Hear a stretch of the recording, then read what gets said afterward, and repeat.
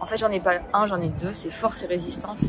Parce que les femmes ont montré à travers toutes ces années, ces 50 dernières années, qu'elles étaient là, qu'elles étaient présentes et qu'elles avaient envie de faire partie de la société et d'y être impliquées et d'y être aussi novatrices et actrices.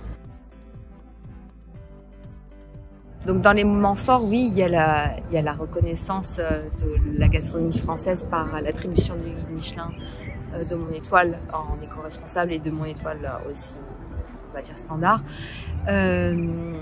Je suis très fière, très émue. Enfin, dans la vie d'une chef, je pense que ça compte. Et d'être reconnue par ses pairs, c'est vraiment important, surtout dans un milieu qui est assez masculin. Et j'ai quand même quelque chose à citer aussi, que j'ai eu la chance de voir une exposition sur Paris. J'étais seule à y participer. Et c'était donc l'exposition sur Diva, qui se passe en ce moment à l'Institut du Monde Arabe, où on m'a demandé de faire où il y a un projet en cours par rapport à cette exposition, et de se promener tout le long de cette exposition qui retrace toute la vie de ces grandes femmes qui viennent d'Égypte, de Syrie, et qui ont marqué vraiment on va dire l'époque un peu rock égyptienne, où les femmes étaient complètement autonomes.